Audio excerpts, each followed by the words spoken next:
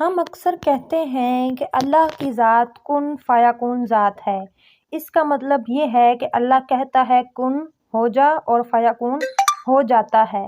ویسے تو احادیث کے اندر جو صلاۃ الحاجت کی نماز ہے، اس کے بارے میں یہ کہا جاتا ہے کہ 2 رکعت نماز نفل ادا کی جائے اور پھر اس کے بعد ایک خاص دعا بتلائی گئی ہے۔ اس دعا کو مانگو اور اللہ کے سامنے اپنی حاجت رکھو۔ لیکن اس تحریر میں جو قضائے حاجات کی نماز بتا رہے ہیں، اس کو نماز کن فیکون بھی کہا جاتا ہے۔ یعنی آپ جیسے ہی اس نماز کو جس قسم کی جائز حاجات کے لیے پڑھیں گے، آپ کی وہ حاجت پوری ہو جائے گی۔ اس لیے اس نماز کو نماز کن فیکون کہا گیا ہے۔ یہ نماز آپ نے کیسے ادا کرنی ہے اور اس کا مکمل طریقہ کیا ہے؟ اللہ کے سوا کوئی نہیں ہے جو انسان کی حاجت رفع کر سکے۔ دنیا کے اندر جتنے بھی مذاہب ہیں، ان سب میں کوئی آگ کو پوجتا ہے، کوئی پتھروں کو، کوئی ستاروں کو، الغرض جس چیز کو بھی پوج کر اپنی حاجت مانگتا ہے، اس کی حاجت پوری اللہ ہی کرتا ہے۔ بے شک وہ مشکل کشا اپنے بناوٹی خدا کو ہی کیوں نہ سمجھے، لیکن خالق و مالک اور رازق تو اللہ کی ہی ذات ہے۔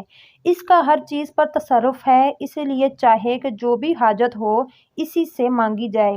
احادیث میں یہاں تک آیا ہے کہ اگر تمہارے جوتے کا تسمہ بھی ٹوٹے تو اللہ ہی سے مانگو، اور فرمایا کہ نماز کے ذریعے اللہ سے مانگو۔ اس تحریر میں اللہ سے مانگنے کا ایک مجرب عمل بتایا جا رہا ہے جو صلاۃ الحاجت کی ایک آزمودہ قسم ہے، جسے نماز کن فیکون بھی کہتے ہیں۔ اس بارے میں یہ بھی آتا ہے کہ ہر اسلامی ماہ کے پہلے ہفتے میں شب جمعہ سے یہ عمل شروع کیا جائے اور 7 روز تک کیا جائے۔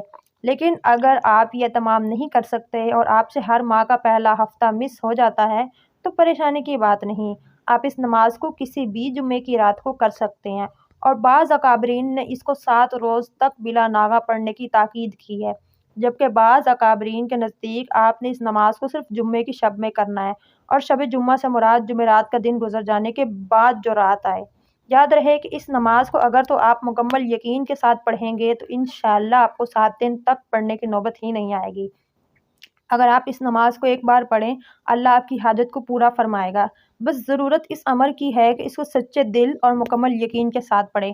انشاءاللہ آپ کی جو بھی نیک حاجت، نیک تمنا ہوگی، یا آپ کسی اہم ترین کام میں کامیابی چاہتے ہیں، یا کسی مشکل سے خلاصی چاہتے ہیں، کسی بیماری سے نجات چاہتے ہیں، شادی کے مسئلے پر پریشان ہیں، یا کسی کاروباری رکاوٹ کا شکار ہیں، الغرض آپ کو کسی بھی قسم کی حاجت ہو، وہ اللہ پاک کے فضل و کرم سے ضرور پوری ہوگی۔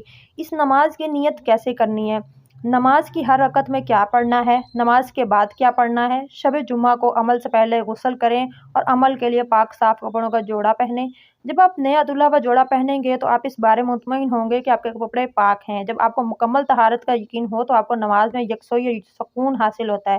یاد رہے کہ آپ نے یہ نماز عشاء کی نماز کے بعد پڑھنی ہے، اس لیے آپ نماز سے پہلے بھی غسل کر سکتے ہیں۔ اگر آپ نے یہ نماز عشاء کے بعد کچھ وقت کے بعد پڑھنی ہو تو پھر آپ عشاء کی نماز کے بعد بھی غسل کر سکتے ہیں۔ غسل کر کے پاک کپڑے پہن کر آپ نے 4 رکعت نوافل صلاۃ الحاجت پڑھنے ہیں۔ نوافل کو ادا کرنے کا طریقہ کار یہ ہے۔ ان 4 رکعت نوافل کو اس طرح ادا کرنا ہے کہ پہلی رکعت میں سورۃ فاتحہ کے بعد سورۃ مومن کی آیت 100 مرتبہ پڑھیے اور رکعت مکمل کیجیے۔ دوسری رکعت میں سورۃ فاتحہ کے بعد سورۃ سحر کی آیت 13ویں پڑھیے، رکعت مکمل کیجیے۔ تیسری رکعت میں سورۃ فاتحہ کے بعد سورۃ شعراء 53 آیت ہے، 100 مرتبہ پڑھ لیجیے اور رکعت مکمل کیجیے۔ چوتھی رکعت میں سورۃ فاتحہ کے بعد سورہ فتح کی آیت 1 پڑھ لیجیے اور رکعت مکمل کیجیے۔ بعد سلام کی کسی سے بات مت کیجیے اور 100 مرتبہ استغفار پڑھیے، اور پھر سجدہ میں جا کر 100 مرتبہ یہ دعا پڑھیے۔ پھر سجدے سے سر اٹھائیں، بارگاہ رب العزت پر اپنی حاجت طلب کریں۔ بعض اکابرین کے مطابق دعا بھی سجدے ہی کی حالت میں مانگی جائے، اور جن اکابرین نے یقین کے ساتھ یہ عمل آزمایا، ان کا کہنا ہے کہ اس عمل کو یعنی نماز کن فیکون کا عمل مکمل کریں اور سجدے سے سر اٹھانے سے پہلے اللہ آپ کی حاجت کو پورا فرمائیں گے۔ اس لیے کامل یقین اور نہایت عاجزی سے ادب کے ساتھ دعا مانگیں۔ انشاءاللہ تعالیٰ اگر قرض دار ہیں تو اللہ پاک آپ کا قرض اپنے خزانہ غیب سے ادا ہونے کے اسباب فرمائیں گے۔ اگر کوئی فقیر و مفلس ہے تو اللہ پاک اسے غنی و مالدار کر دیں گے۔ اگر بے اولاد ہو تو اللہ پاک اسے اولاد عطا فرمائیں گے۔ اگر بیمار ہوگا تو اللہ پاک اپنی رحمت سے صحت بخشیں گے۔ اگر کوئی گناہ گار بخشش کا طلبگار ہوگا تو اللہ پاک اپنے فضل و کرم سے اس کے تمام صغیرہ اور کبیرہ گناہ معاف فرما کر مغفرت عطا فرمائیں گے۔ غرض جو بھی حاجت ہو، خواہ دنیاوی ہو یا اخروی، اللہ پاک اپنے فضل و کرم سے پوری فرمائیں گے۔ اس کی تمام دعاؤں کو قبول فرمائیں گے، مگر جو شخص یہ نماز ادا کرے وہ ان شرائط کا ضرور خیال رکھے، ان شرائط کو اپنی دینی اور اخروی زندگی پر ضرور لاگو کرے، جب جا کر یہ نماز مؤثر ثابت ہوگی۔